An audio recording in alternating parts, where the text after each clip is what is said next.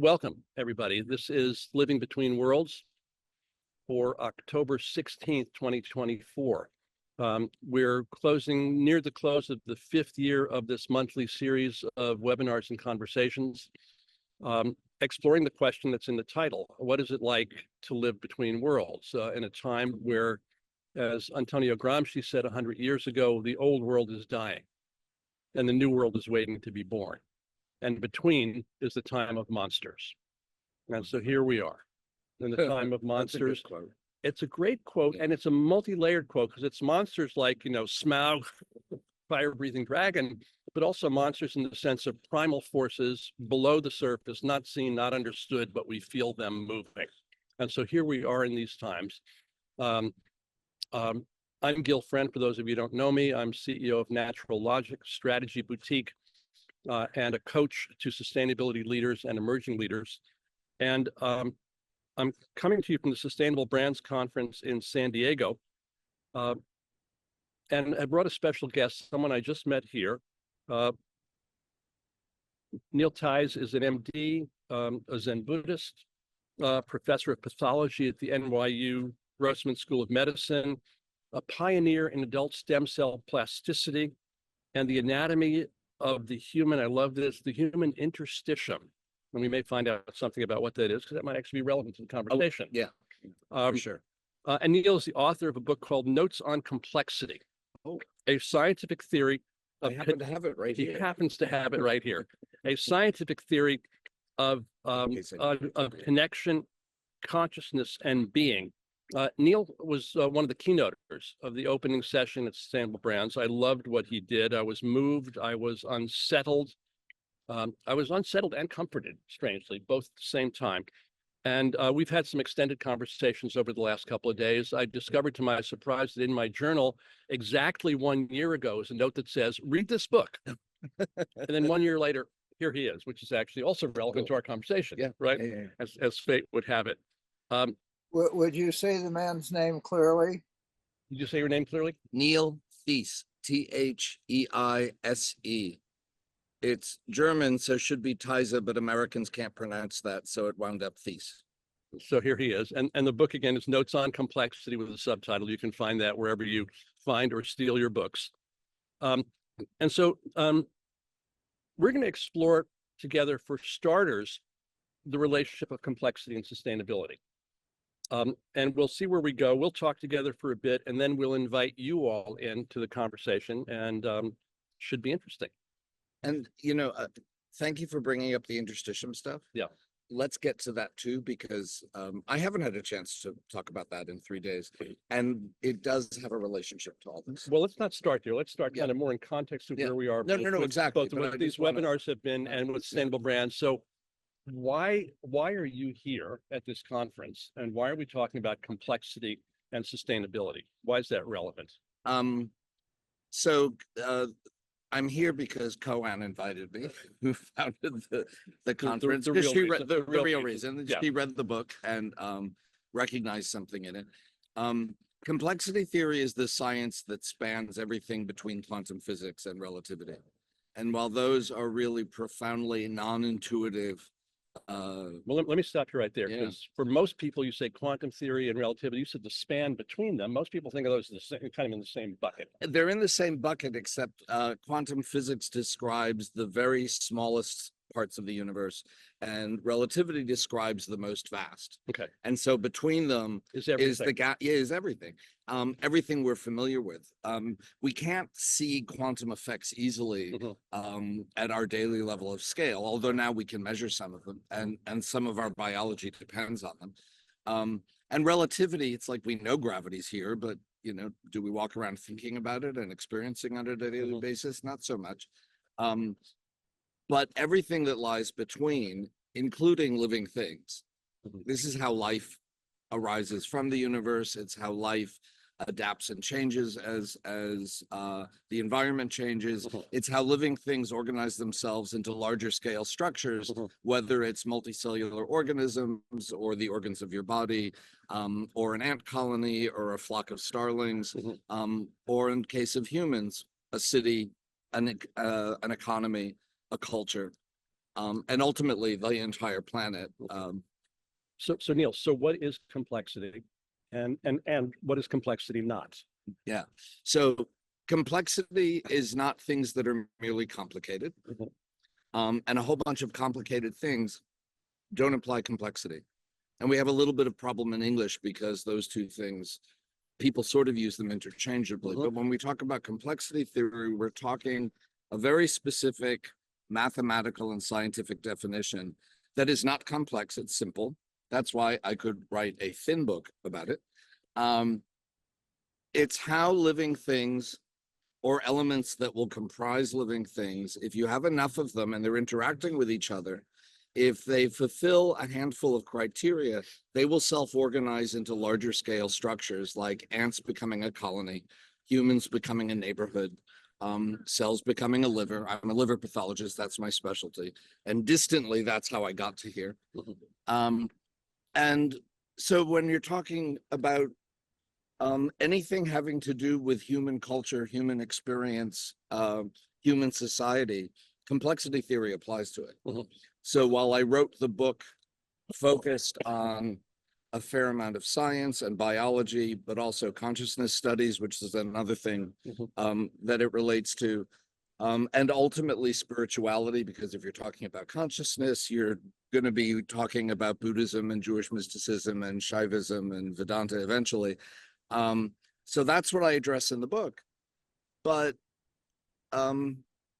the responses I've gotten to the book come from artists, individuals, as well as community of artists who see their art practice reflected in the complexity principles. I received an invitation from the Jungian analysts of Rome to go visit because they told me I was a Jungian, which I thought I was a Freudian, but apparently I'm a Jungian, as the book demonstrates. Sustainability. People, for whatever we're talking about when we're talking about human society or living systems, complexity applies. So it's a very open-ended way of understanding the world. Well, let's go a little more specific. Gil, let me break in a second there. If it's easy for you to do, turn off your blur background because it's having trouble with two faces. Thank you for that. Let's see if we can do that. What do I do it? Blur my background. Turn it off. Very good. There you go. Bingo. Oh, I recognize almost where you're sitting, I think. Thank you so much. So applies to everything, but here we are at a sustainability conference with a bunch of folks who've been talking about sustainability for a bunch of years together. So take us into the relationship of complexity and sustainability and why it's important to think about that and what it discloses or opens or invites for us to bring that frame into this frame. Right.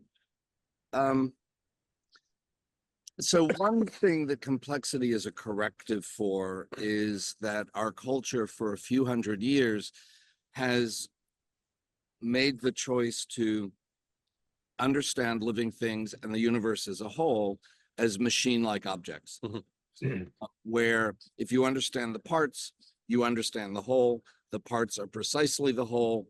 And you can make predictions. If you know every little detail, you'll know what the next moment holds and the next moment holds and the next moment holds. And that's been useful for some things. We have cars, we have clocks, we have antibiotics, we have trains, but it's not really useful for understanding human health. It's not helpful for understanding how a planetary ecosystem works and responds to insult and how it could repair itself. And complexity, through those simple principles, I'll highlight one in a moment, undermine that common understanding we have of the world being machine-like. An example in biology, because I do stem cell research, there are a lot of people I've been in dialogue with who do tissue engineering. And just the fact that you say tissue engineering, it sounds like, oh, you'll take bits of tissues or you take cells and you put them together the way you would assemble a clock, and you'll now have a tissue. But in fact, that doesn't work. We haven't been very good at growing organs, right? What you really have to do is get a bunch of cells together with the right environment and cultivate it the way you would cultivate a garden or you would cultivate an ecosystem. And you allow the things to interact and do what they do, which is self-organize into living structures. Cultivate's been a very central word for me these last few years. Yeah. Because it suggests a kind of passive activity, if you will. I mean, if I'm growing a garden, I don't make the plants grow. Right. You I- trust the process that the plants. But I also create the conditions Right. of literally cultivating the soil, producing a seed bed for the soil in which the seed can do well. Right. I provide water, I provide the various circumstances in which what the seed is already bringing Right. and what the environment is already bringing and what the weather and climate where I am are already bringing allows something to emerge. Right. Differently than if had I not participated. Yep. But not controlled by me. Yes. And that's one of the fundamental principles, is that most of the organizational structure we see in the world, whether I'm looking at palm trees over here in front of us, how the tree becomes a tree, how each of us became, I think we're all adults in the thing, how we went from a sperm and an egg to a fetus to a newborn to however old we are now. All of this happens without us having to think about it. I have a scar on my finger here, and one of the things it reminds me of is that I sawed my finger when I was a kid trying to saw something. At the time, I was really struck. I was like 10 years old, and it occurred to me, this is going to heal itself regardless of whether I'm paying attention. So who's paying attention? What in my body is doing this? And there is no ant in the colony figuring out, is there enough food? Where should we put a cemetery? Where should we dig tunnels? Humans are the only ones, well, primates in general, I think, but humans specifically are really adept at creating stories where we are running the show, that we exist in hierarchies, and there are people at the top and there are people at the bottom, and control filters down. And there's stuff that comes up, but it's up to the people at the top whether they pay attention to it or not. That's not the way the world works. That's not the way biology works. It's mostly local interactions amongst individuals, and out of those local interactions, without trying to determine what the global status is, a global status arises that's creative, adaptive, healthy, self-sustaining. And has been doing that for 3.8 billion or so years. Yeah, on Earth. On Earth, wherever else. And I think of Yeah. that as the open source R&D that's available to us to figure out how to do this. Yes. So, Yeah. because look, let me push back on you a bit. Ant colonies are one thing. Airline companies are a different thing. Where No, they're not. arguably you need to have some degree of control and predictability and causality and recurrence as well as emergence. Those two words I think are in a dance together that's really important. Yeah, I agree. And actually, in the most formal version of the academic work in consciousness studies that I do, the most formal version of that's been published with a colleague of mine who's a physicist and a Kashmiri Shaivist, looks at the three fundamental processes of the universe being complementarity, which we will probably get to, emergence, though we have different words for it, and recursion. It's level after level after level, scaling upwards. And that's another aspect of it, this open-ended possibility across scales. Yeah. The principles of complexity apply whether you're talking about the quantum level, whether you're talking about molecules, whether you're talking about ants, cells, ecosystems, etc. Well, I'm going to put recurrence back into the stack because it's a bit different than recursion. Because there's certain things where I want to ensure a kind of replicated predictable replication. Right. Things will happen the same way if I do certain things. Good luck with that. Yeah, but yes, and Right. Oh, exactly. because we're both here because airplanes had schedules and wings didn't fall off them This year. this year. Yeah. This year. But as we know, and again, this is very much our modern culture, we want a machine-like predictability. Well, we want some assurance. Maybe there's ways to be comfortable in that without a machine-like predictability. Right. Because there is seed time and harvest. Right. Right. But there is also life and death. Yes. And you can't have one without the other. Can I dive into that one a Please, little that's bit? an important one. Yeah. So one of these principles of complexity that I was referring to is the idea that interacting things that form a complex system have to have a certain low level of randomness in the system, a certain low level of unpredictability. If you have too much randomness, then it's just ants not paying attention to each other, wandering all over the place, and there are no food lines, there are no tunnels, there's no colony. It's just disorder. If you have too little randomness in the system, then let's say the environment changes because the sugar cube that's been carried by a food line back to the colony, the sugar cube runs out, but the ants don't have any possibility of changing their behavior to stop doing the line, even though the food has run out. And who's going to find the other food?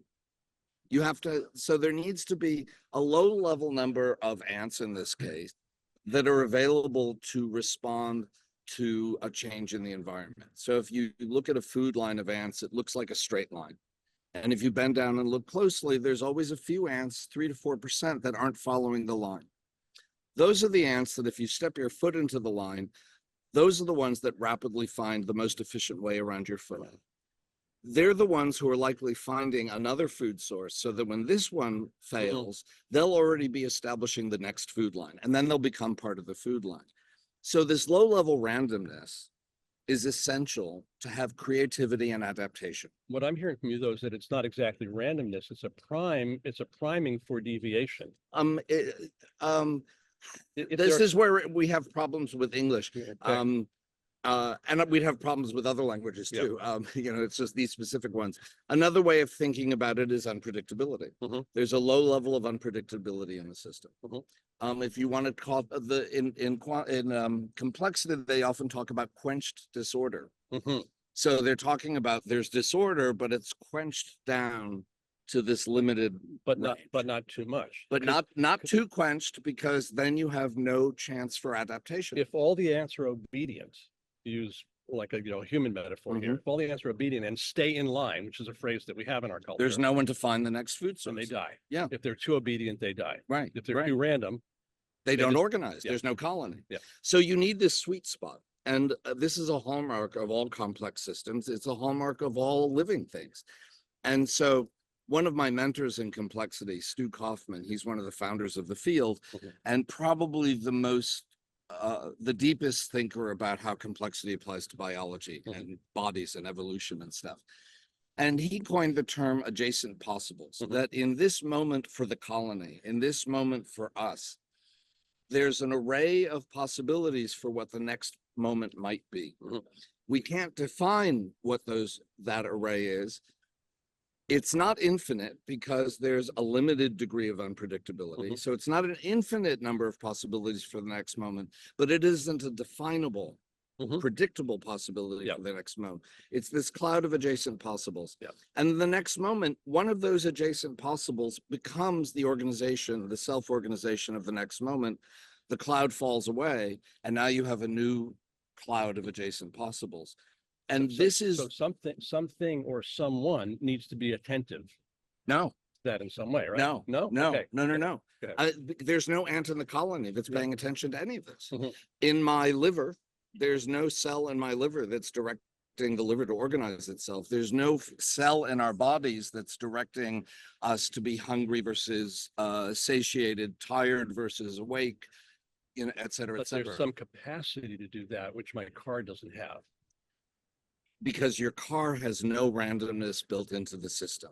Your car is a machine with complex systems and with complex systems and with chaotic systems, which is another related form of order in the universe. The whole is greater than the sum of the parts. You can't look at the parts. You can't look at the ants. You can't look at the liver cells. You can't look at humans and go, I know if I put them in a group, what they're going to do, how they're going to organize. And modern humans so want to be able to do that. And we so want to be able to do that. Yeah. And efforts to try and do that often wind up with too much control. And so you're limiting the range of creative adaptation that the community can have because you're so rigidly controlling it. The most extreme examples on a political scope would be an authoritarian society. It's interesting. I have a paragraph in the book on how authoritarian societies inevitably fall, and that's because there is no global sensing. Mhm. It's all local. But an authoritarian system is trying to globally sense everything. There will always be something they miss, and that's where the revolution takes place. Mhm. When the book got translated into Chinese last year, Ha. I thought they would take out that paragraph, but they translated authoritarian as dictator, Okay. because dictators are bad, but authoritarians are good. So they left it in. But this is one of the things that makes complexity theory also kind of implicitly subversive, because anyone who thinks they have a system and that they're in control of a system, whether it's a corporate leader, a teacher in a classroom, etc., there's always going to be surprises. Mhm. You might keep a reasonable control, a reasonable predictability in the short term.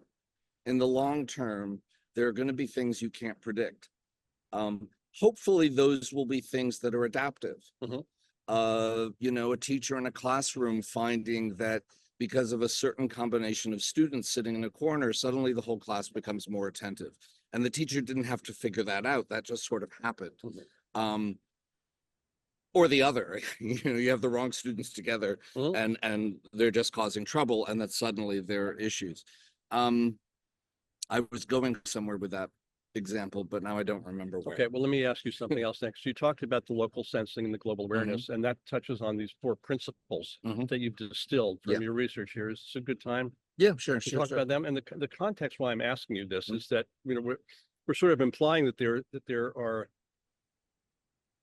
there's some awareness and perception and teachings perhaps to harvest from this conversation that apply to how organizations Yeah. might change, Right, right. how emergent human organizations can nurture the healing capacity of the living earth Yeah. better than what we do with our Yeah. machine model. Yeah. And so a lot of what I've been talking about this week is how these 4 principles that I keep referring to, we've covered 2 of them. Mhm. The low-level randomness in the system, low-level unpredictability, quench disorder. That's rule number 4 in the way I order them. Rule number 3 is everything's happening at the local level. There is stuff happening top down. Mhm. Of course there is, particularly in human societies.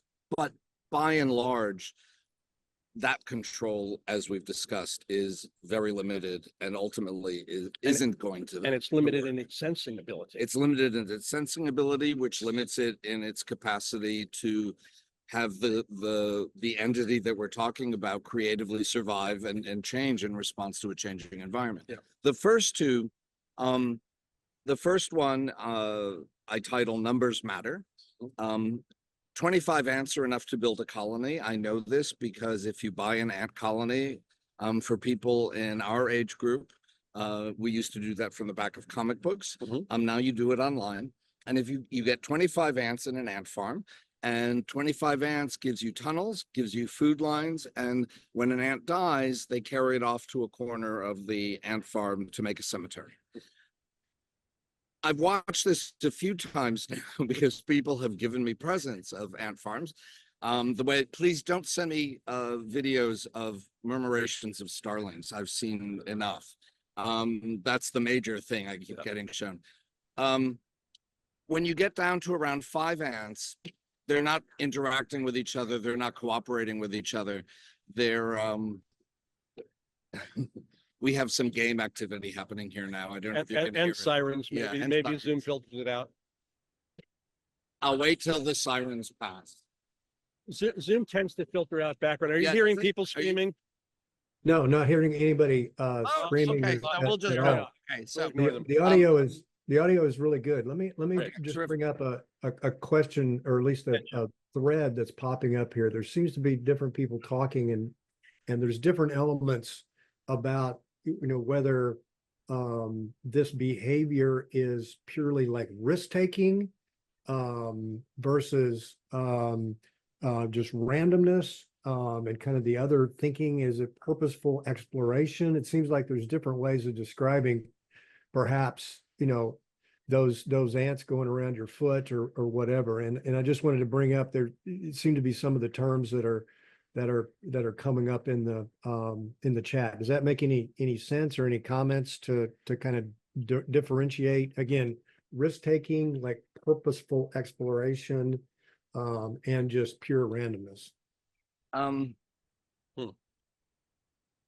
Those, in terms of complexity, those are kind of all the same thing, actually. The risk-taking is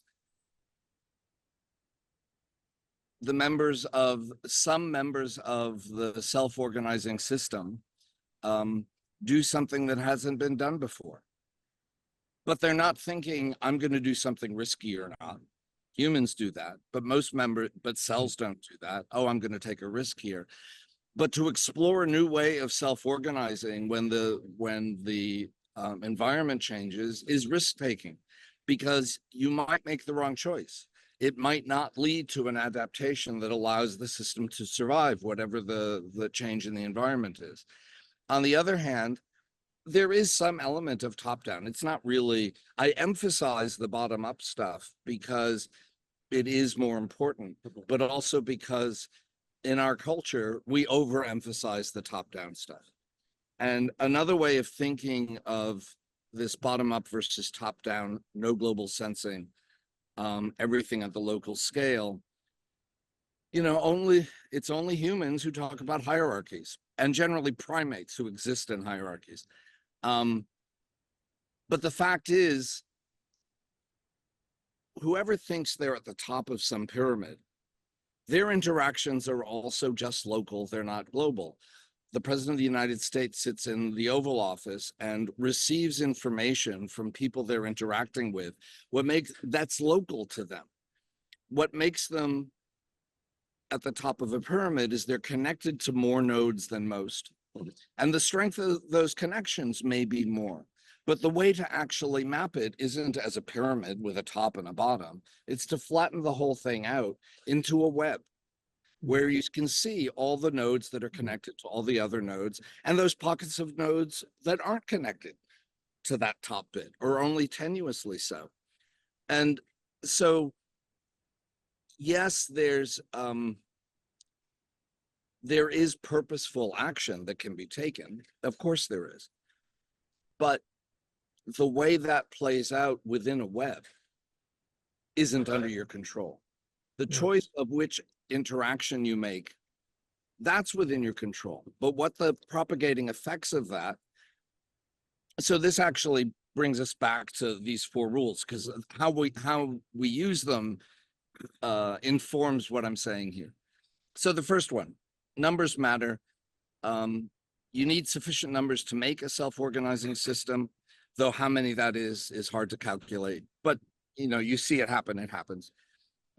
250 ants is more complex as a colony than 25 ants. 25,000 is more complex than 250. In human terms, a village is not a city, is not a megalopolis. And it's not only numbers of interacting individuals, but the numbers of the degree of diversity of interactions between the individuals. So, for example, an authoritarian system might have the same population as a freer society, but what's an authoritarian system doing in part to retain control? They're inhibiting interactions, whereas some form of democratic society is fostering. Well, they're inhibiting interactions in different ways. Right. Oh, because the person at the top or the center of the web with the rich connectivity, all that connectivity is filtered. Right. It's always local. Right. And the message that the president is getting in the Oval Office has come through the chain of bureaucracy, sensing local events around the world, a vast network of lots of local sensing, but filtered. And all this is, this is Russ Aspie's law of requisite variety, is that you have to, the variety of the control system has to match the variety of the system being managed, otherwise it breaks. And that's where authoritarianism breaks. Right, exactly. And so that's rule number 1, numbers matter. The rule we haven't discussed is that there have to be a preponderance of what we call negative feedback loops. Negative versus positive feedback loops are not bad feedback loops versus good ones. A negative feedback loop is inhibitory control, influence. Inhibitory influence is a better way to say it. Like if you have an air conditioner in a room and the temperature is rising in the room, the air conditioner will turn on, the room cools down, and the air conditioner turns off. So a negative feedback loop is keeping a living system oscillating within a healthy, what we call homeostatic range. If you see something that's not oscillating, it's not alive. Mhm. Living things oscillate. You can have now a positive feedback loop would be something more open-ended. You think of a heater going on in a room and the temperature goes up, and the more the temperature goes up, the more the heater turns on. And so the temperature keeps going up and up and up. You can have that in a biological system, but it can't predominate. So an example that's obvious, if you haven't already thought of it, when you have a fever, your temperature goes up and it goes up and it goes up. What that does is it stimulates your metabolism, which then enhances your immune response, and you fight off the infection. And then the negative feedback loops come back in to bring your temperature down to homeostatic range. Hopefully. Hopefully. Well, we'll get to what happens Yeah, when it yeah. doesn't. And to some extent, the inevitability that there will be moments where it doesn't. Right. That's a corollary. So negative feedback loops have to predominate. You can have self-organizing, and that gives you a creative, adaptive living thing. You can have a predominance of positive feedback loops and you get self-organization, but that's like a tornado, cancer, economic bubbles. And their hallmark is very rapid growth, great consumption of energy, and then collapse. And so those are your four rules. The numbers you have involved and the numbers of their interactions, are they robust enough? There has to be a preponderance of negative feedback loops. Can be positive feedback loops, but if they're too out of control, the system will collapse. 3, no global sensing, interactions are local.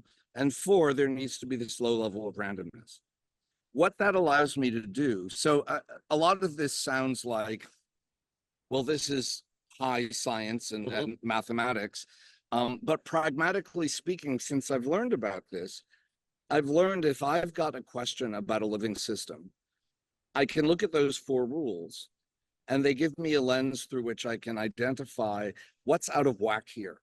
Where could I make an adjustment? So this is true when I'm talking about human disease. I'm a clinical doctor, and an example of rule number 2, we know that we've known for a long time that part of the thing about cancers, many cancers, is they escape immune surveillance. So the immune system keeps cancers from becoming cancers. When a cancer happens, what do? Well, now we have these immunotherapies that restore the immune system's reactivity against the cancer cells. And what happens? Cancers that had been untreatable now disappear, and patients stay in long-term remission. So that was an example of, we're looking at cancer as a problem. We can identify lack of negative feedback loops. Let's put in some negative feedback loops. And lo and behold, it works. Someone was asking me about, well, how do I talk to a corporate leader? That's where I was going to go. yeah. I know it's a little bit out of your direct wheelhouse. No, but no, no, Let's but say a corporate leader yeah. who's receptive, wants to do something, recognizes the need for profound transformation in Yeah. their business, but they're in a structure that's both hierarchical in itself and is also nested in an economic system where Wall Street expects increasing profits every quarter, and there's positive feedback loops driving the thing to the brink. So what happens there? Yeah. So number 1, let me give you a different word than hierarchical. Arthur Kessler came up with the word holarchical, and a holarchic system is made of holons, where each member is actually the whole. So that's easy in quantum physics, but never mind. Unless you ask me that specifically, I'll come back to it. Not going to go there. Yeah, but so I've been asked this question a number of times, and one thing you can start off by doing, that where you don't have to talk about flexibility or changing anyone's mind, just offer them a map of the holarchy, the web of interactions of the corporation, not as a top-down, this is the hierarchy we've instilled, but an actual representation of the actual communication networks. And what that often tells you, and I've done this in working with my hospital administration and my department administration, what it often reveals is, oh, this pocket over here is not well connected to this pocket over here. And we're missing creative possibilities because they're not talking. Or these different nodes, we don't want them in communication all the time. But if we've got a problem to solve, let's take, instead of bringing in the experts in this area, let's bring in an interdisciplinary group from different parts of the corporation and let them start talking to each other. That's where the surprising creativity often arises. And so you don't have to put it in these highfalutin terms. Yep. It's very pragmatic. Yep. And this is why most of the time in our engagements with companies, we insist on cross-functional teams. Right. Across the company and Yep. sometimes even across the supply chain up and down. Right, The right. diversity of people connected. Right. Because, and we've talked about this before in some of our prior calls, you know, in contrast to the usual notion, well, the American notion that a corporation is a person legally, bizarre legal fictions, Yeah. right? Yeah. And most people recognize, no, it's a collection of people. Gregory Bateson said, no, not quite right. It's Right. a collection of parts of people. Yeah. And my teacher, Fernando Flores, says, it's actually a collection of conversations. Right. Conversations between people who are making requests and offers of each other and commitments to each other. And that's where the thing comes alive. That's where the world is actually created. So it's very consistent Right. with what you're saying here. So that actually gets us to a corollary of all this. And this is part of our modern culture is, okay, I want to know what a corporation is, and this person says it's a person, and this person says it's a collection of people, and this, et cetera.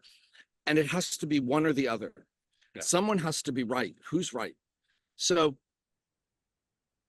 the way I got into this was I was working with an artist named Jane Prophet who was doing, she was interested, this was 25 years ago, in how humans interact with what were now appearing on screens as avatars, though they didn't call them that then. And she created a world called Technosphere. You can Google it, it's kind of fascinating. And people would put creatures into that world and make some determinations about the characteristics. Are they herbivores or carnivores? And the animals would go out into this virtual world. When there were a few thousand of them, all of a sudden they started organizing themselves into larger scale structures like herds, or carnivores displayed hunting strategies that had not been programmed. So I was talking to her about stem cells moving around the human body. And she said, well, it's kind of like what we're doing with Technosphere with these virtual creatures, or what complexity theory people talk about in terms of ant colonies and slime molds. And this is the first time I heard anything about complexity theory. So now we have, I'll make explicit what I've sort of put in front of you. An ant colony from a distance, if you're approaching it, you see this dark thing on the land in front of you, and you may not know what it is. The way you might hear a noise in the sky and look up, and before you realize that's a murmuration of starlings, you think, what's that funny ship in the sky? So things look like a thing from a distance, but you go in more closely and you see there's the ant colony as a thing disappears. It's just interacting ants. From a distance and it's in a moment. Yeah. So you can change scale of view and scale of time. Exactly. Right. Exactly. Now, what happens if you go in closer to the ant, to the cellular level, which is where I spend most of my day? I'm looking at human tissues under the microscope hours a day. So someone's at my door, I look up, and we're two people. I look into the microscope, and the piece of the person I'm looking at is a bunch of cells. I don't see the person, I see the interacting patterns of the cells. So the ant disappears, the starling disappears, my finger that might point at one of those disappears as I go in close enough, and it becomes just a colony of cells, a flock of cells that are interacting with each other. So complex systems can exist, and I'm sorry for using this word, we'll bring it back to holarchy. They exist in a kind of hierarchy. And whether something appears to be a thing or a phenomenon arising from interacting smaller things depends on your scale of observation. When I first learned about this really upset me because I was like, am I a body, a thing, or am I cells? And my daily practice is to think of it both ways, but this was sort of forcing me to go, but which is it really? Mhm. And so this became like a Zen koan to me, very precisely. So just something I could not stop thinking about. It was this obsessive, it had gotten its hooks into me. And after a couple of weeks, I was walking around town in New York City, and I came to Park Avenue, and there was a stop sign, and I stood on the corner with the other people. Am I a body or am I cells? Which is it really? Am I a body or am I cells? And the walk sign turned, and everyone stepped off the curb, and I was stuck because my leg had become a flock of cells. And then in a moment, I collected it back together again and became a body. And that was kind of the moment where I realized it's completely equivalent. It's 50-50. And the image I use, should I show the picture actually? Or I don't think it'll work. So if you think of that classic image of two faces in profile, silhouettes of two faces in profile looking at each other, you see two faces, but the space between them looks like a vase. So then you look at the vase and you miss the two faces. Which is it? Is it the two faces or is it the vase? You look at it one way, you get the faces. You look at it the other way, you get the vase. Either way, you're missing exactly 50% of the information. Either way, there's an image. Either And way, there's there's an interpretation of the image that I make. Right. And I flip back and forth Right. between it. It's like it's the Zen koan of not one, not two. Right. And so, and actually people go, well, I can see both. And people have studied this with fMRI machines, and people who think they're seeing both, they're just flipping back and forth really quickly. It's like people who think they're multitasking. Right. Really quickly. I want to go to the room. I know people have things to say here, but let me just ask you one more question before we do. Wait, let me just complete that thought. Yeah. So my collaborators and I refer to this thing versus phenomenon thing as a complementarity. Mhm. And this is exactly the word that Niels Bohr used, and how he was using it at the quantum level for is light, waves, or particles. It depends on how you study it, how you view it, what the experiment is. So all these different things where you were saying, is a corporation a person? Is the corporation a collection of people, etc.? All of those things are true. All of them are complementarities to each other. There is no preference for one or the other. Each one may be useful in a way. And the holarchy here is that it is all those things all at once, just as a human body is a mechanical body. So I got a hip replacement this year, and I got an orthopedist who dealt with me in a very concrete daily level of scale. I've now got this. Which is exactly what you want. Right, exactly. But if I have an infection, then I've got a cellular problem, and I can solve it with a molecular intervention. And I don't care what the body looks like. I care what's happening down here with the cells and the antibiotic that I put into it. So therapeutically in medicine, we do this all the time. We're selecting the view that's useful to apply the therapy.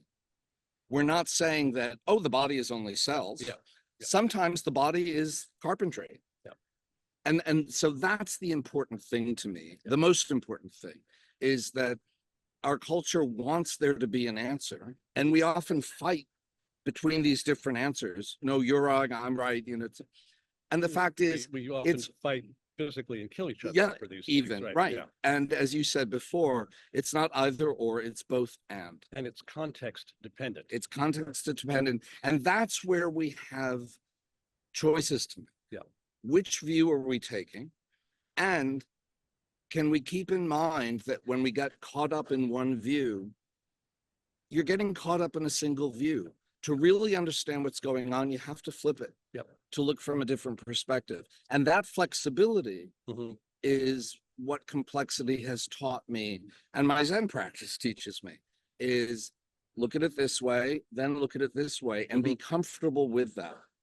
And then select which is the skillful view for this problem in this moment.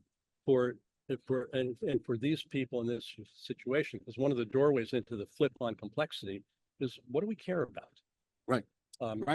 Care about the hip, care about the cells or the fever, or care about the person I'm talking with, and what do they care about? And this goes even into the realm of the MAGA and not MAGA people. Right.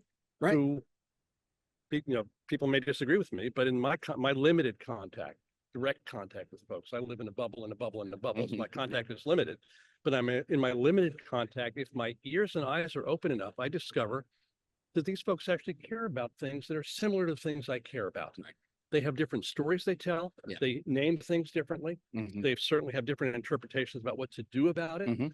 But most of the time, most of the people I have ever talked with, the concerns are very common. Yeah. And so that's another way into playing and moving with the context. Right. No, exactly. Yeah, And this is something the Dalai Lama often has said that what all humans have in common is they want to be happy. Yeah. They want to be content. From there, we create problems, but ultimately that's what we're all looking for. Let's go to the Yeah, room. There's a lot more we could talk about, but I know there's Yeah, a couple of things. One, in just a second, Rick has got his hand up, so I'll call him up here. But this is Jim, and Gillis has reminded me of kind of the next step after, Dana Meadows, 10 ways to intervene in the system, the idea of understanding the mindset behind the systems. Well, like the next order of that was understanding there's all these patterns of different mindsets. And one of the goals would be to develop the capability to consciously choose a perspective at different scales. So you can consciously recognize that no one is necessarily right, but be able to kind of choose and use purposeful observation through different perspectives to try to define the system better. I'm stumbling a little bit in my words, but I think that's a shared path that we had in our packs. Exactly on point, Jim. And I think, and the funny thing about it is that when you're doing that, you're also shifting your own sense of who you are in the conversation. Absolutely. Your own identity becomes looser and more fluid and more flexible. If you can consciously decide to step out of one perspective to go over here and consciously choose to flip your perspective, that is analogous to that. But anyway, that was just something that bubbled up. But Rick Botello has his hand up, so I'll turn it over to Rick. Go to Rick in a second, and anybody else, if you'd like to speak again, just raise your hand using the Zoom function at the bottom of the screen. It'll queue you up. I've asked folks to do that, but Rick's the only one I see. Oh, and here comes Lou. So we'll go Rick and then Lou. Great, go ahead. Hi, Rick. Very brief introduction. I'm a retired academic family physician that had a long-standing interest in complexity science. I don't know if you know Joachim Stromberg from Australia, but if you don't, I put his book that he published in 2016 on complexity science in medicine in the chat, so you may want to look at it. As you were talking, I composed a question which is a complex question, which I put in the chat. It's something you shouldn't really read out aloud. There's a limitation of our human capabilities of how much we can take in a question, particularly if it requires slow learning. So if you look in the chat, it was put in fairly late. You may want to just glance over it. And the essence of the question is, how can we create complex adaptive learning systems to be able to solve our wicked problems in medicine and outside of medicine? And how can we create, I don't like using the ant analogy, but I did pose that as a question. As you were talking, I was using AI to ask questions based upon your book and applying it to the question I just posed. Food for thought. Thank you. Is that a question? Well, no, it's not. That wasn't a question, but the question is in the chat box. If you open up the chat, it was a more elaborate. But the question is, Well, I think look, the question you're asking of how might we cultivate complex adaptive learning systems, et cetera. This is the question that we've been in the whole day, and it's that we're in month by month.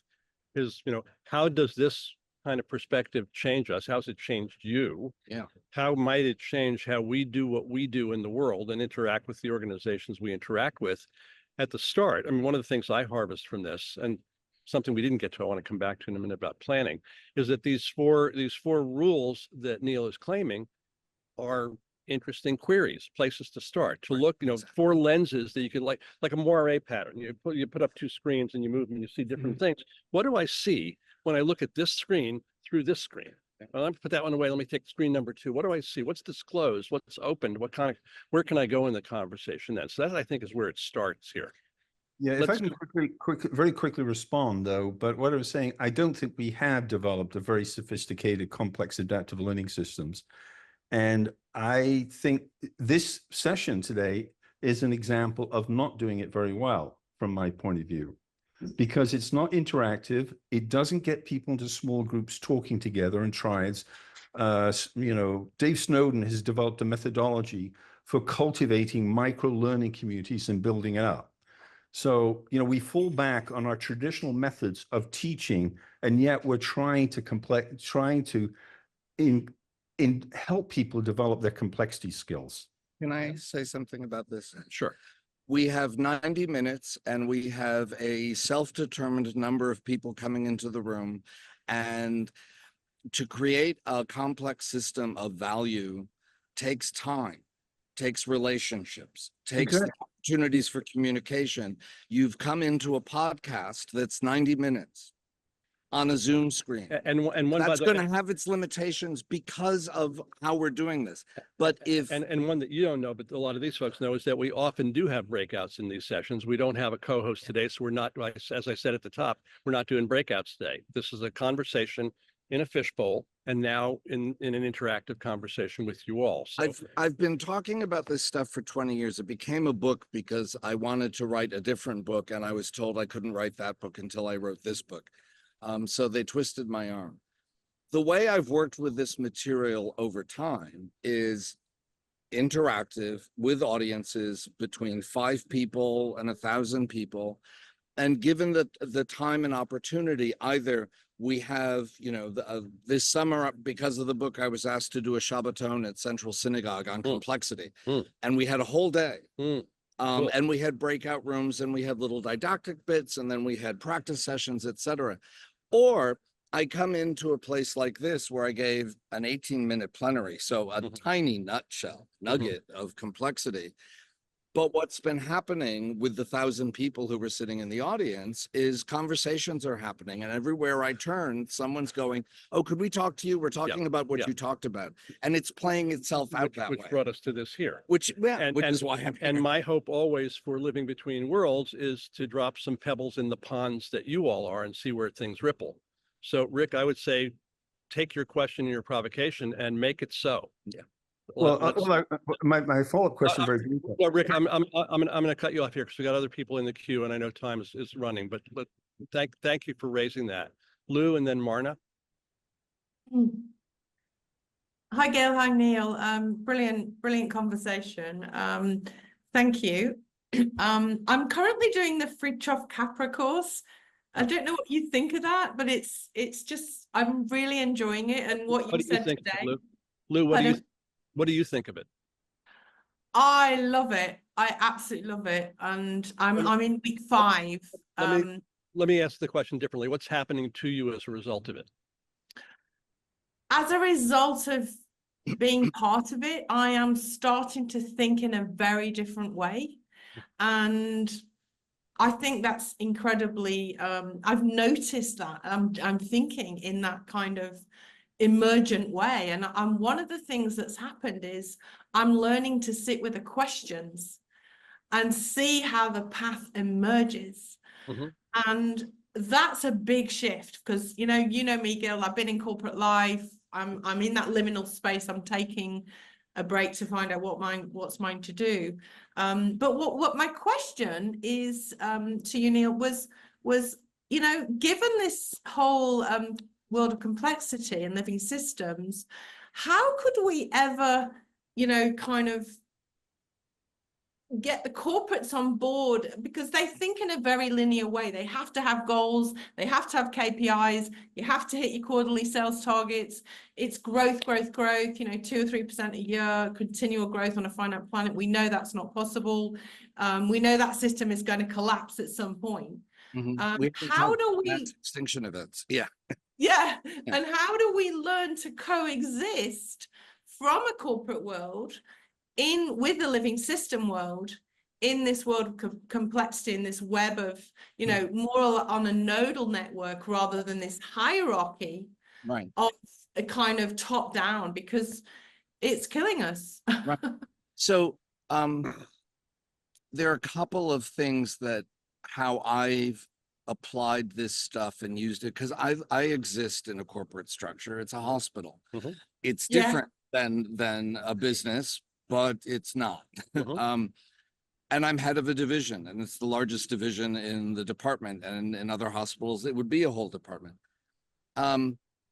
So number one is I remind myself that things are local. They happen at the local level. So I'm building relationships with people. I'm not trying to step back and go, what's the problem with my division? I'm talking to each member of my division. Sometimes I'm bringing them into a room so they can talk together.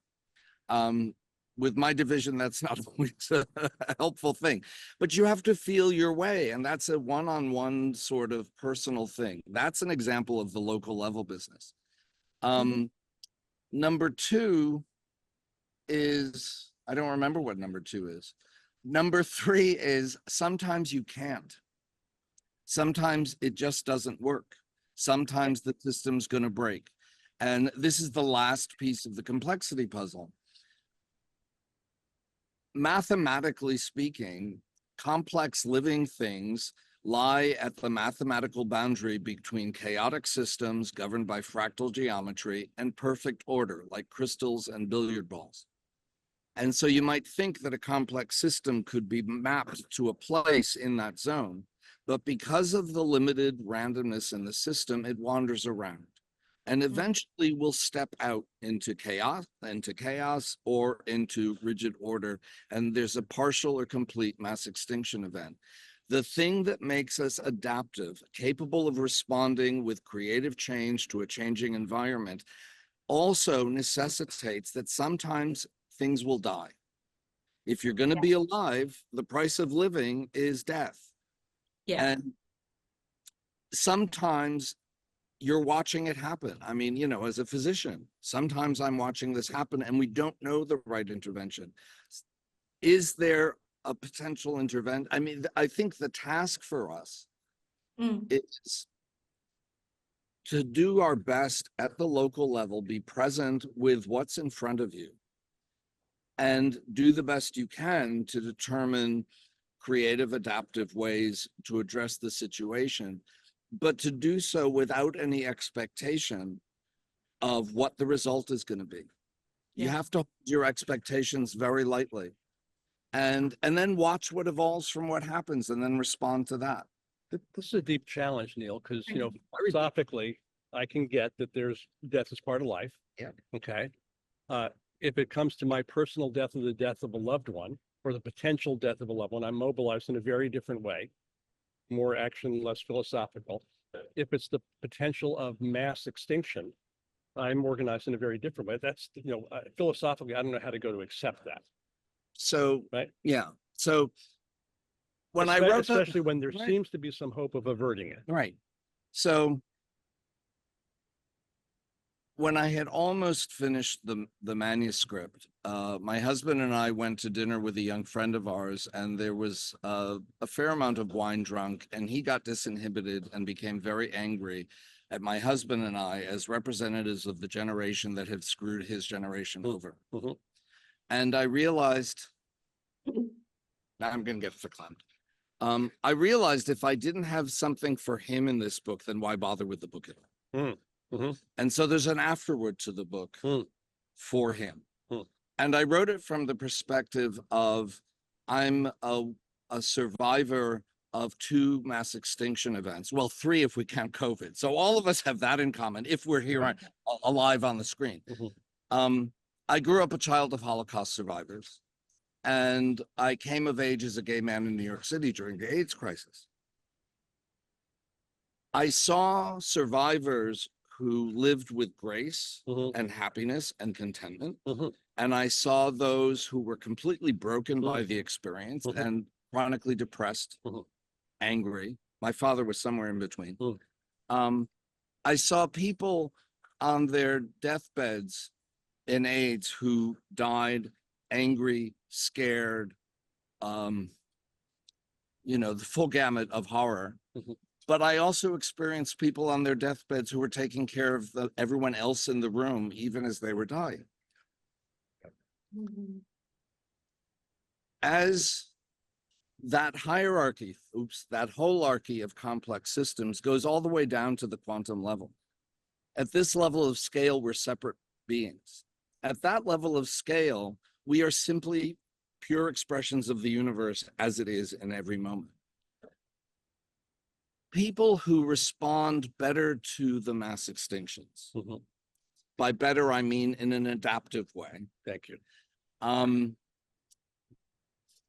have cultivated that ability to understand that we are both simultaneously in complementarity, utterly insignificant individuals in a vast universe, and at the very same time, equally, we are each a pure expression of the entire universe in this moment. And it's a little weird to me that science leads to these kinds of spiritual questions, but why should that be strange? We're all talking about trying to explore the true nature of reality, and there's one true nature of reality, so we're all going to have different perspectives on it. It's all spiritual. So that's kind of how I hold this stuff. In New York City right now, there's a lot, as there is everywhere, there's a lot of tension over the coming election. And a lot of our friends are very pessimistic and anxious and terrified, etc. And I am too sometimes. But then I remember around this moment, there's a cloud of adjacent possibles. Mhm. And I can't predict what's going to happen. I can be optimistic, I can be pessimistic, or I can be realistic that we just don't know. And we can do the work. And you have to do the work, and you have to do the work without expectation of reward. Alan, thanks for waiting. Alan and then Phil.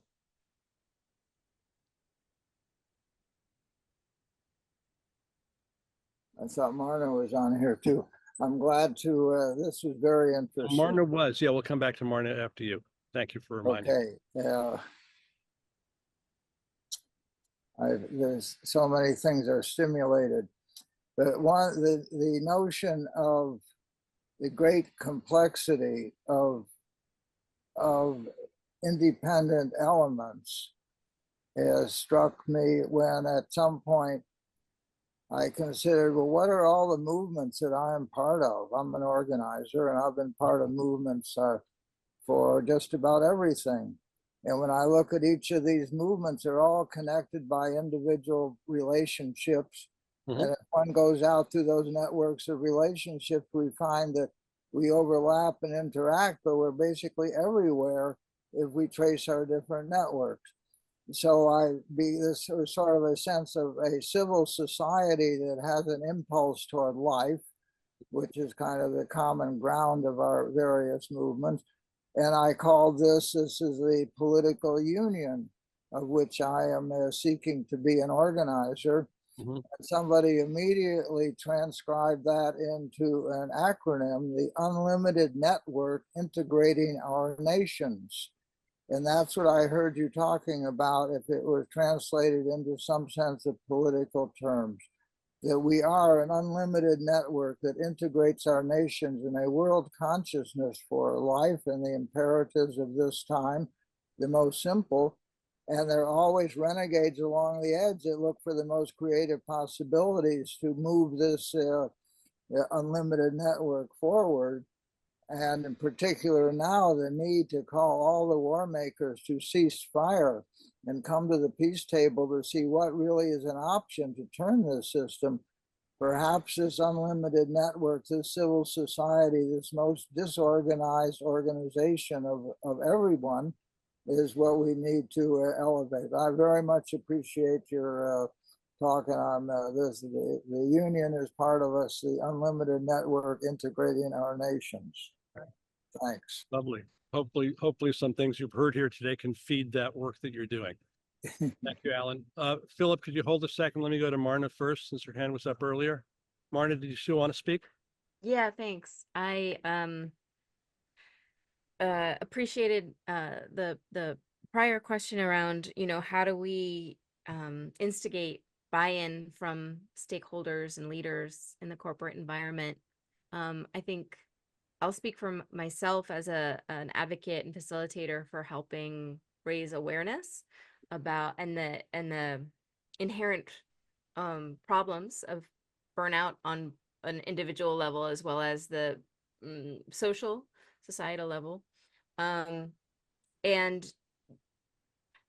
I know a lot of other people, in addition to myself, who, you know, we're advocates and we're allies and we're facilitators, and we have gifts to give in helping ameliorate the damage of the moment in terms of stress, etc., and aren't sure how to maybe monetize or offer those gifts in an elegant and I guess financial way, because we're just so committed to, like, how do we just help people, and it's almost like the financial part of how do I make a living as I do this becomes a little bit of an afterthought. And happy Sukkot for anyone who is doing that today. Thanks. Boy, do I hear you. And part of what that calls up for me is not only how do the caretakers take care of themselves financially, but how do they take care of themselves emotionally, spiritually, etc. And one of the things I say in that afterword is none of the words in this book are going to change anything, because they're not.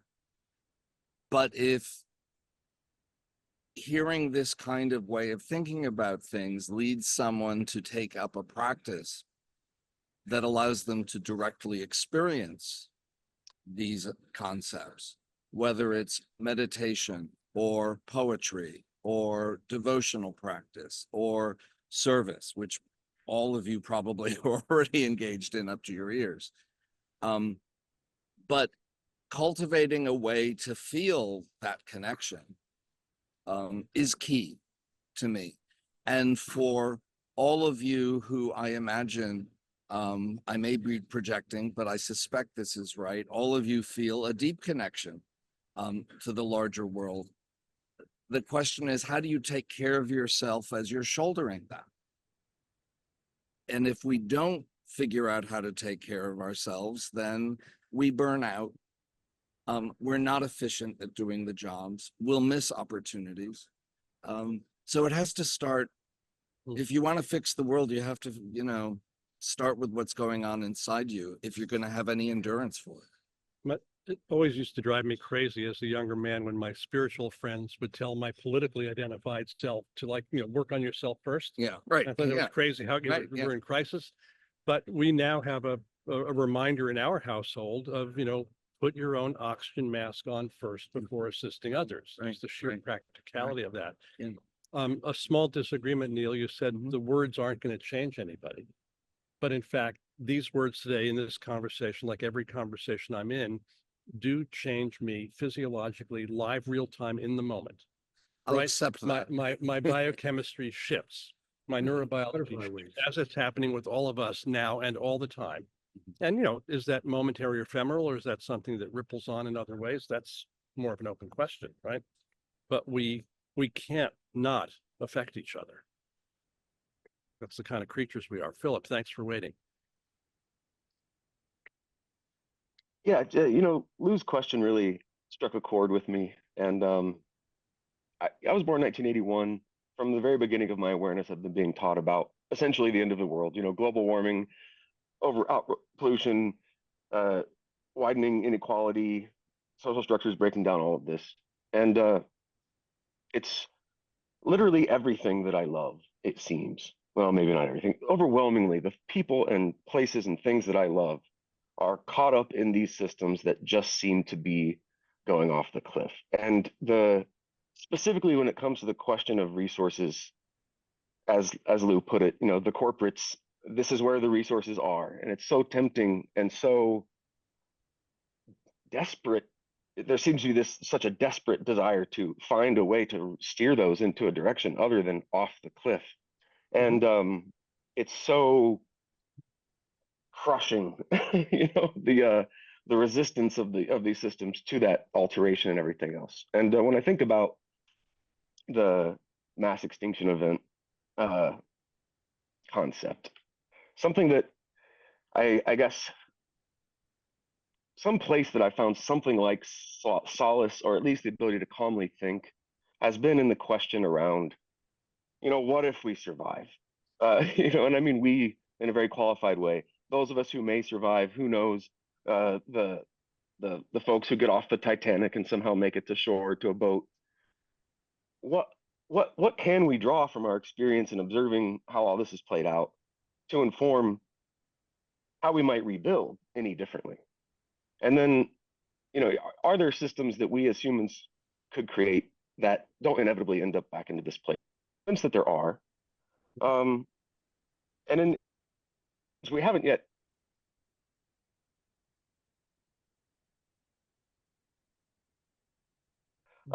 You see this potentially on the horizon. Mhm. It looks like my connection's unstable here.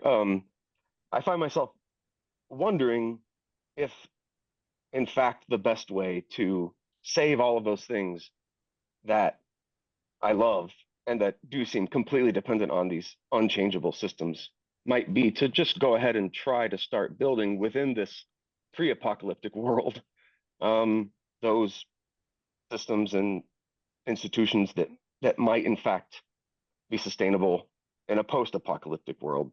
And trying to, the tension for me is, do you continue chasing after these resources that are caught up within these systems, or do you observe that there are in fact resources at hand that can be part of creating something else, something perhaps much slower to build as nature does, something that doesn't give us the catharsis and the feeling of immediate agency that we seek from being able to just throw the lifeline and reel the person in. And I find some sanity there. You can judge for yourself. But yeah. Well, I mean, what you do, Philip, is what you choose to do. Right. The best sense that you can make out of the situation as you interpret it. I have friends who are focused on the lifeboats. They've said, the game is over. We're focused on the lifeboats. I have friends who I'm sitting here and with 800 best friends who are focused on turning the corporate world, and people who are dealing with livers and Zen meditation and books, and we all have different approaches to this. It's not a place of figuring out what's the right approach. No shoulds, no right approach. No me telling you what you should do. But here's the panoply. Some of us are ants walking in the food line, and some of us are ants who stray and find other approaches. And I think the challenge and the gift of what Neil is raising here is make choice, or in any, I don't mean ultimately, make choices in any moment, and then see what happens and live with that. Find some peace in the uncertainty of, we do our best and we see what happens. And we do our best and we iterate. And we do our best again, and we see what happens, and maybe we learn from each other. And maybe we find comfort in this together, and sometimes we find angst in this together. And another thing I try to keep in mind is that I may think that some intervention I'm coming up with on the local level or the society level, I'm hoping it will be the thing that makes a difference. And even that I'll live to see that happens, and then I'll be able to pat myself on the back, or maybe win a Nobel Prize because I saved the world. But it happens. It happens.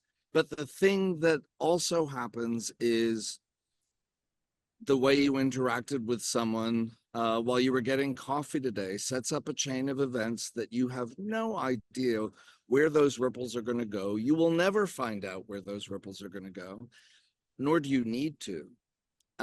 Where the change happens, what shifts the cloud of adjacent possibles from one-headed to mass extinction to one-headed to creative adaptation, we don't know. So it just comes back to exactly this. Be in the present moment, respond the best you can to what's in front of you. Sometimes that's trying to work at higher levels of scale. That's the best thing for some people. It's what allows them to feel value, and it's what keeps them calm. And for other people, it's like, I have a neighbor down the hall who needs food brought in. So I take care of her. You find it for yourself. Thank you. Dave Witzel. I'm provoked by Philip because I've been spinning around on some similar questions, I think. And ended up in a few conversations around collapse the last few weeks, and I complain about it. It's like I don't see why we need to have the motivation of collapse to make the world better. It seems like that ought to be something we're willing to do anyway. But that does seem to be how we kind of often. Although we do have the possibility of collapse. Yeah, I'm not denying the possibility. But as a communication strategy, I think what Philip's experiencing, and I find it disempowering, discouraging. I don't feel like it brings energy into the effort personally. So I'm resistant to it as a communications framing. But I had an epiphany today, and I don't know if this will make you feel any better or not, Philip, because we were talking about disaster. So that was much more cheery. But it was interesting to talk to some of the folks in Asheville about the way that the community has come together, and a whole new set of impulses have been, I think, provoked there. Many of them are very positive. And it occurred to me that we could probably think of disaster as localized collapse, and we're definitely going to have lots of disasters. That's kind of foretold. And there are all kinds of interesting opportunities, I think, in that particular moment to have what I think of as regenerative outcomes. It's a Carol Sanford, I think it's a node, it's where energy gets together, and there are lots of new possibilities emerge. And so I was realizing that we should actually do, kind of disaster planning with a resilient, regenerative flavor, and be ready for them, because we know we're going to have them. And I don't know if you kind of adjust to enough disasters, whether you stop collapse or not, but I don't know. It gave me hope anyway. So. Alex Steffen has been doing some interesting work on ruggedizing and preparing for whatever is to come. Rebecca Solnit, who I've mentioned before, has a book called A Paradise Built in Hell, about the community response that came out of the Northern California fires of some years ago. And it's very parallel, David, to what you're talking about with Asheville, of, sometimes the very best of humans shows up in catastrophe, where that, you go down the hall to take care of your neighbor, or people pulled together in a place where there's no water for weeks. I was in the blackout zone for Sandy in Lower Manhattan. Yeah. For six days. Yeah. And the extraordinary, New Yorkers are really good at this, actually. The way they came together to support each other. It's like, oh, I can have faith in humanity again. Humans do this. Yeah. It's a shame that it often requires some sort of trauma or stress, but we do show up. The trauma and stress makes it visible. Yeah. But in fact, it's there in communities all the time. It's not news. Right. It's just life. And the last 8 months, I've been walking around with a cane in New York City, and without the cane, trying to get on a bus with a messed up hip, people were just sort of like, "I'm busy. It's rush hour. What are you doing? Just get on." Yeah. When I have the cane with me, it's like a kindness wand. Yeah. Everywhere I go, everyone softens. And not only do people make space for me to get on the bus, offer me a seat, but then I notice them smiling at each other because they're enjoying being kind to me. And it's been a great 8 months. I don't want to give up my cane because I've seen the best of everything. They're enjoying being kind to you, and they're experiencing what Doris Lessing called the substance of we feeling. Yeah. It's a lovely phrase. So maybe there are ways we can all have invisible magic wands as we go through our days. George. I don't want to be a downer, but I have to be realistic. In the wake of Helene and Milton, I've discovered that there's a term called resilience targeting. Mm-hmm. And resilience targeting is groups of people or individuals who are targeting resilience, who are reading Rebecca Solnit's book and saying, well, all of that mutual aid stuff is communism, socialism, something we don't want. And they are trying to preclude it from happening before a disaster and bollocksing it when it does happen. For instance, the reports about armed militia hunting FEMA people in North Carolina. Mhm. This stuff is happening and it's real. And it's part of the backlash, which is growing against all of the stuff that the people here have been working on, trying to deal with survival. So this And is, those folks would consider what they're doing to be negative feedback loops, and you and I would probably consider them to be positive feedback loops in the sense of not good, but accelerating an instability in the system. well, you That- look at, I've been reading some stuff and it's saying, well, one of the stories out is like, you know, FEMA will take your property if you take the $750. And they're going to do it in a part of North Carolina which has lithium for batteries. And Yeah. they're doing all this stuff and they're going to make 15-minute cities, and we don't want 15-minute cities. For Right. me, I remember. well, let me finish my point, please. For me, all of this stuff is unconscious reaction to the climate, the poly crisis, the meta crisis, which those people, I believe, can't face in full. They can't look at that. So what they're doing is picking stuff off. You And see it's the similar- you see the incoherence of it, and these same people are denouncing FEMA for not being there Right. and attacking FEMA for being there and not even being able to grasp the discontinuity of their response because there's something else bubbling under the surface there. Yeah. This is something real, and it's something I think that we're going to have to increasingly deal with as time goes on, as situations get more dire. It's Sorry one to of be bad news, but Well, I mean, you call it bad news. I call it, George, your perspective on the events that you're observing. And it's one possible interpretation. And it's certainly something on the landscape. And again, we choose where we play in this mix of things. We are now what, 20 days out from the most consequential election of our lives. Which every election has been ever for the last. all of but our, this one all of even our more lives, so. even more so. Yeah. And, and there's work to do over these 20 days. So if those of you who are not active and work to get out the vote in swing states and critical districts all the way up and down the ballot, there's work to do. Because that's not a random throw of the dice. It's a consequence of, all of these things put together. Sri Nasragada used to say that the cause of all things is all things. So we do what we do. Yeah. And then based on where we show up in 21 or 22 or 30 days from now, we'll have a sense of the landscape that we're operating in.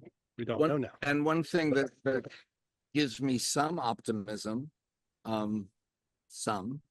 is that 4 years ago, the Democratic Party was completely unprepared for what came after the election. Yeah. And this time, there's a lot more preparation. Will it be enough? Will it be efficient? I don't know. But there are counter forces engaged as we're talking. What the balance will be. Armies of lawyers on both sides. Right.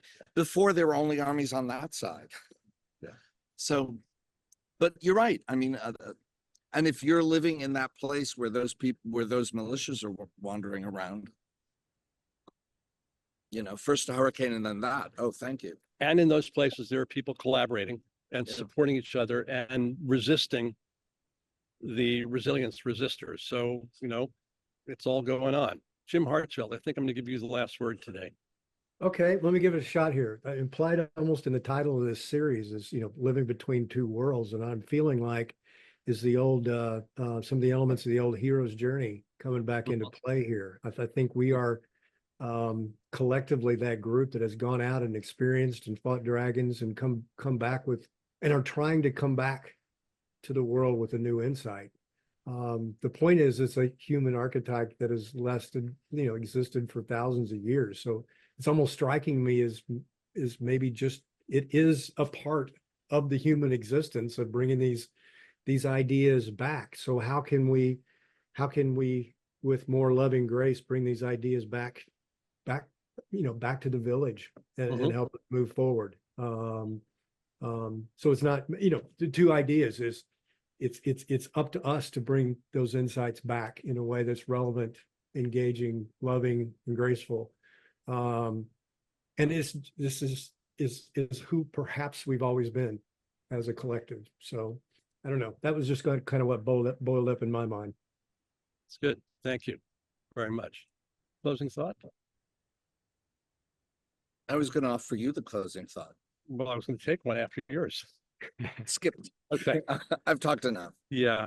No, I just want to I thank you for who you are and the work you're doing, and for being willing to step into yet one more conversation after you've been talking for nonstop for days. Oh, right. Oh, yeah. That's the final word. Oh, Thank you, everybody, for being here. Yeah. And for listening and engaging this stuff. Yeah. Because to me, this is how I can this is one way I think I might be able to make a contribution. Yeah. And I'm really grateful for you to be here and paying Yeah. attention. Yeah.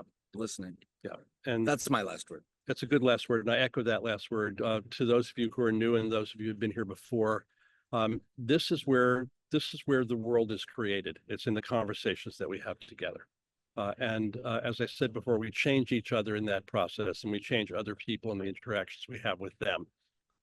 And for me, this is part of the work that there is for us to do.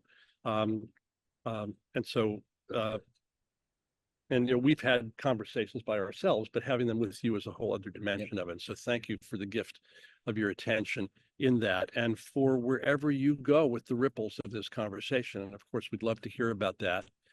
Save the chat if you want to chat. Join us next time, third Wednesday of every month. We'll send out announcements of that. If you will post this video next week, save the chat again if you haven't done that yet. You can follow either of us on LinkedIn. That's probably the easiest way to track us down if you want to do more. Or Facebook or Or Instagram. et cetera. The book is Notes on Complexity, so check that out if you're interested. As I mentioned at the top, I'll say again, most of my work these days is coaching sustainability leaders. If you are one or know of one who would benefit by that conversation, let me know. You can have a conversation anytime with the AI version of my coaching at delphi.ai/gfriend. It's kind of a strange and interesting experiment. And we don't have our soundtrack here, but we usually close with the closing phrase of Brandi Carlile's song, The Eye. As we're talking about living in chaos and disruption and resilience, resistance, and so forth. And what she sings is that you can dance in a hurricane, but only if you're standing in the eye. So go forth and prosper, folks. We'll see you next time. Thank you all for being here. Bye-bye.